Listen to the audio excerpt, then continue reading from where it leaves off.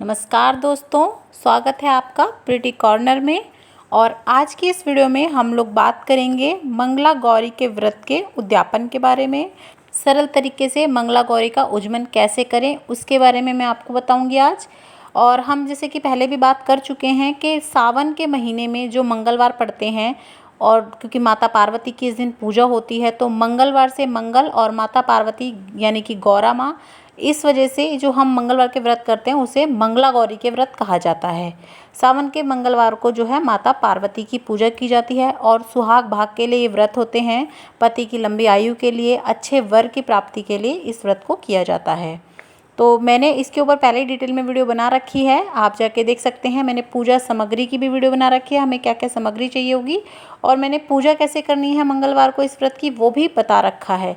और जो इसमें दिए और सिलोरा यूज़ होता है वो भी मैंने बताया हुआ है, उसमें क्या डालना है आटे में और वो किस तरीके से बनेगा। तो आप उन वीडियोज़ को भी चेक कर सकते हैं, मैं लिंक डिस्क्रिप्शन बॉक्स में भी डाल दूँगी और ऊपर आई बटन में भी आ रहा होगा। और ये जो व्रत है ये 2 तरह के से किया जाता है।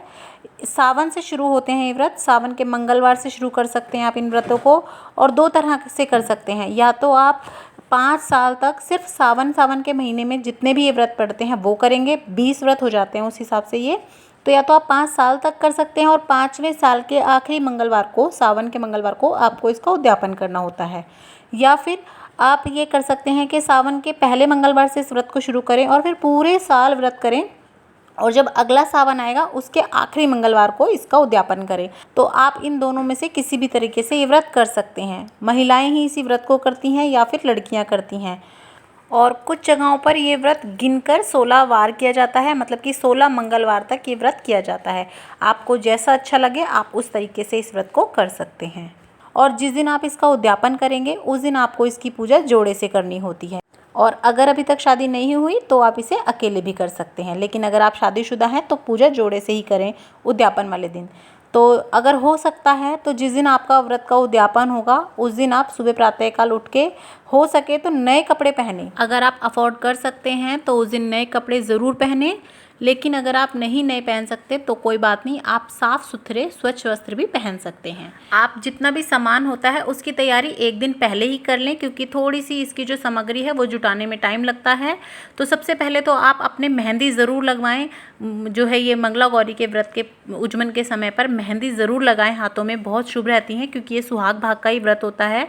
तो मेहंदी ज़रूर लगाएं। और जितनी भी चीज़ें माँ पार्वती को पसंद होती हैं, उनके पसंद के फूल, लाल फूल, और मतलब घर को अच्छे से सजाएं। हो सके उतनी ज़्यादा चीज़ें इकट्ठी करने की कोशिश करें।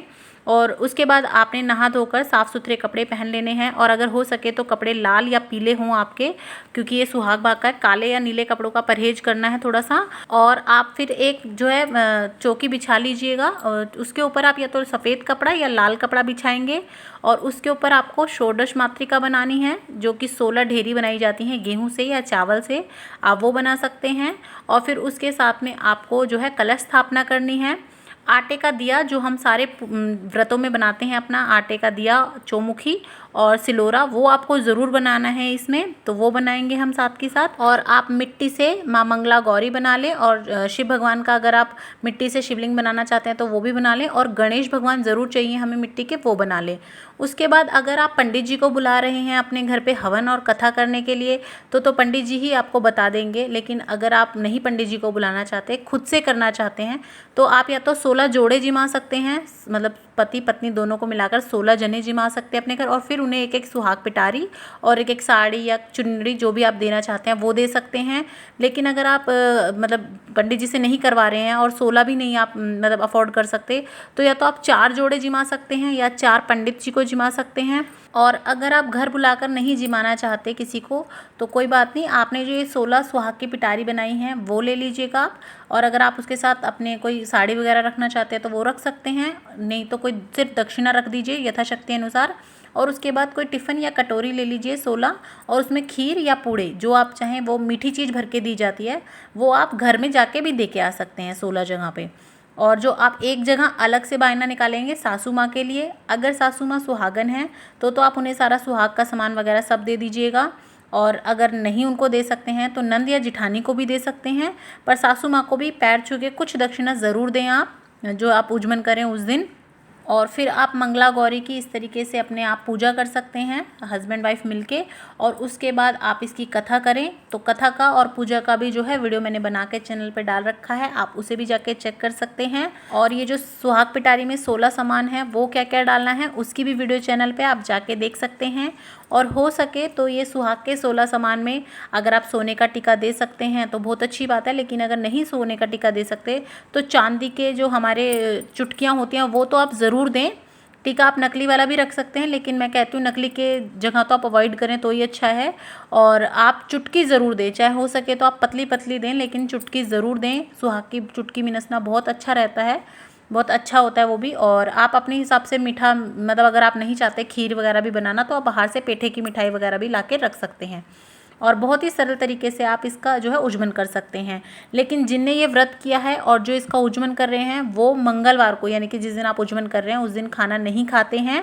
आप शाम के टाइम मंगलवार को कुछ फलाहार ज़रूर ले सकते हैं, पर आप अपने व्रत का पारण बुधवार को ही करेंगे। आपको जो है खाना खाना है अगले दिन खाना है बुधवार को। आपको आपके व्रत का पारण बुधवार को करना होता है। तो उसके लिए सबसे पहले जो आपने अपने घर पे देवी देवता यानी कि माता गौरा और भगवान शिव को आमंत्रित किया हुआ है उन्हें आपको विदा करना होता है। तो सबसे पहले बुधवार को आप सुबह ही नहा धो के अच्छे से साफ़ सुथरे वस्त्र पहन के माता को विदा करेंगे। उसके लिए आपके अगर आसपास कोई कुआं, नदी या तालाब है तो आप उसमें भी उनका विसर्जन कर सकते हैं। और लेकिन अगर आपके पास ऐसी कोई जगह नहीं है, बहता हुआ पानी या बहता हुआ जल नहीं है आपके पास, तो कोई बात नहीं, आप जितने भी बड़े पेड़ होते हैं जैसे बरगद का या पीपल का, तो मंदिर वगैरह में वहाँ पर भी इनको जो है विसर्जन करके आ सकते हैं इनका। या अगर आप के घर में कच्ची जगह है तो वो कच्ची जगह कोई खोद के थोड़ा सा गड्ढा आप उसमें भी विसर्जन इनका कर सकते हैं।